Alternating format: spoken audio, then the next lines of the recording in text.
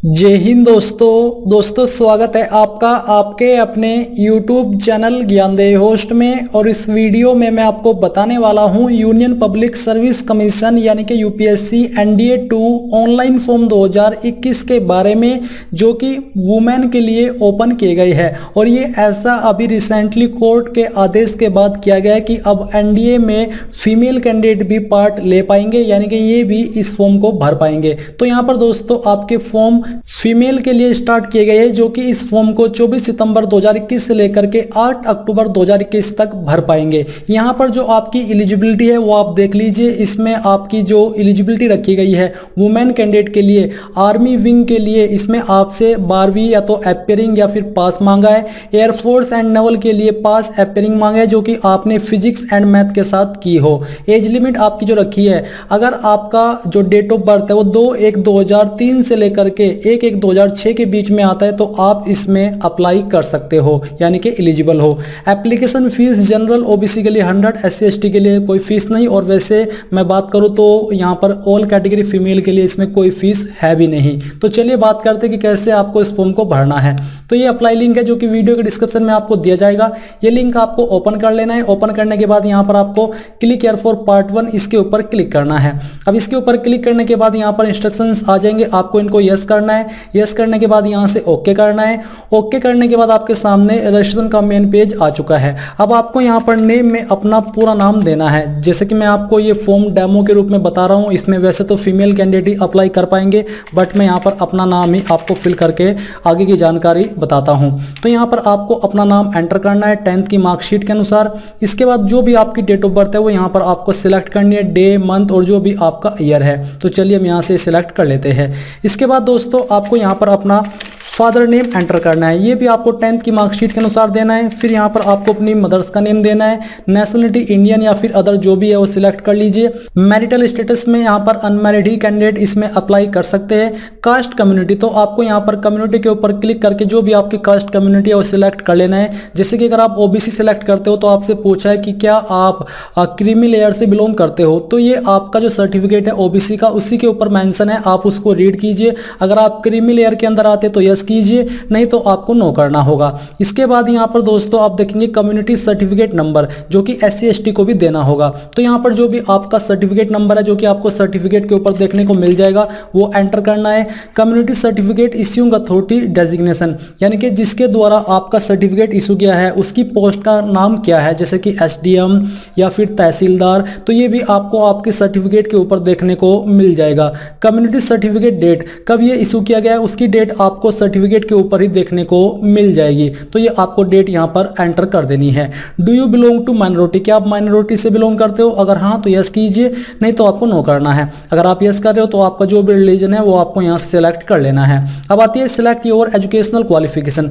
तो इसमें दोस्तों आपको सिलेक्ट करना है कि जो आपने 10वीं पास कर ली है और जो आप 12वीं में हो, वो आपकी 12वीं अभी जो आप पास करने वाले हो वो फिजिक्स केमिस्ट्री एंड मैथ के साथ में नहीं है। तो आपको यहाँ पर फर्स्ट ऑप्शन सिलेक्ट करना होगा।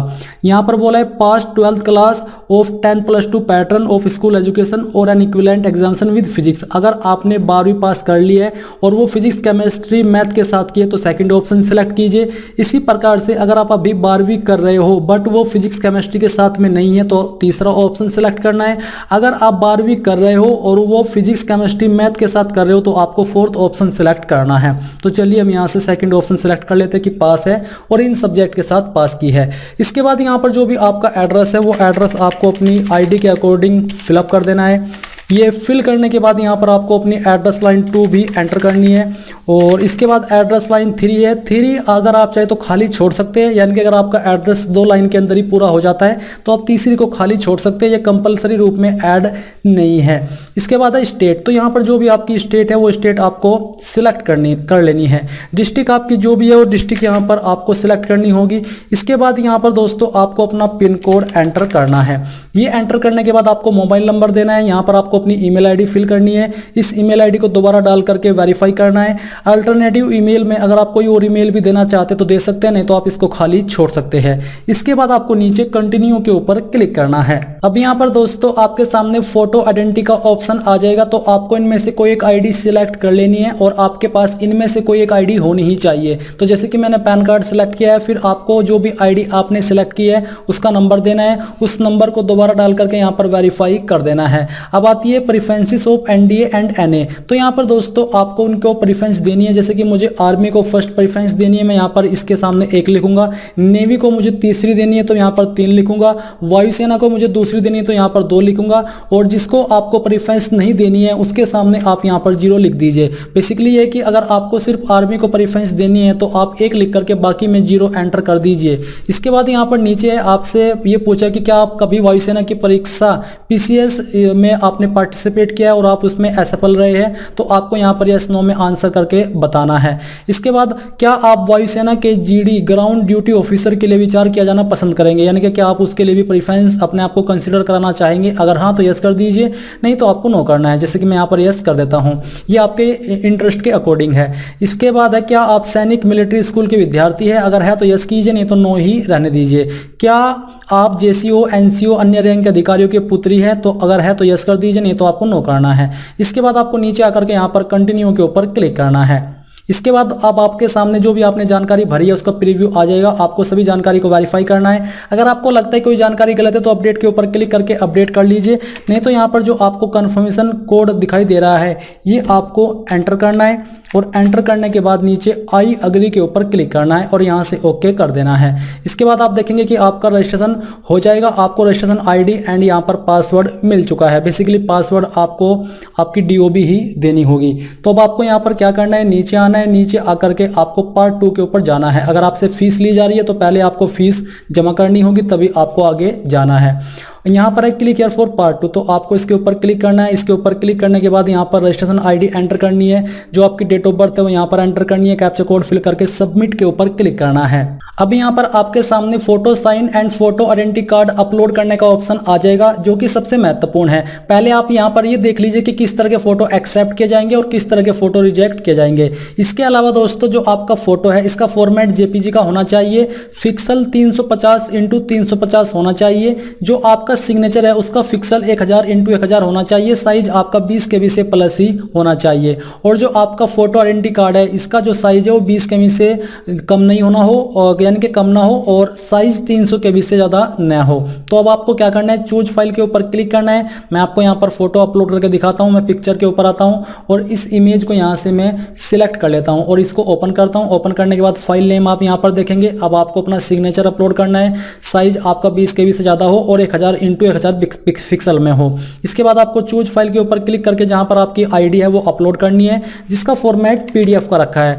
अगर आपका JPG में है तो आपको ऑनलाइन इसको JPG to PDF converter online search करके गूगल में उसको कन्वर्ट करके यहाँ पर अपलोड कर देना है। अब आपको अपलोड इमेज के ऊपर क्लिक करना है। इसके बाद आप देखेंगे कि आपके यहाँ पर तीनों डॉक्यूमेंट अपलोड हो चुके हैं। अब आपको यहाँ पर नीचे कंटिन्यू के ऊपर क्लिक करना है। कंटिन्यू के ऊपर क्लिक करने के बाद यहाँ पर आपसे पूछेगी confirm that you are a women candidate, तो यहाँ पर आपको यस नो में बताना है, आप यस कर दीजिए। इसके बाद यहाँ पर दोस्तों फोटो आइडेंटिटी, जो आपने फोटो आइडेंटिटी नंबर वहाँ पर दिया था वो एक बार फिर से यहाँ पर एंटर करना है और उसको वेरीफाई करना है। देख लीजिए हमारा वेरीफाई हो चुका है। एग्जामिनेशन सेंटर यहाँ पर आपको सिलेक्ट कर लेना है कि इन जगह में से आप कहाँ पर अपना एग्जाम सेंटर रखना चाहते हैं। तो चलिए यहाँ से हम इसको सिलेक्ट कर लेते हैं। अब आपको यहाँ पर नीचे डिक्लेरेशन देख लेना है, उसको रीड करते हुए नीचे आना है और यहाँ पर आई हैव रीड इसके ऊपर क्लिक करना है। इसके ऊपर क्लिक करने के बाद देखेंगे कि आपने सक्सेसफुली अप्लाई कर लिया है। नीचे आप यहाँ पर व्यू प्रिंट एप्लीकेशन के ऊपर क्लिक करके अपने फॉर्म का प्रिंट ले सकते हैं। आपके सामने यहाँ पर आपको लॉगिन आईडी देनी है, अपनी DOB देनी है। इसके बाद प्रिंट का ऑप्शन आ जाएगा।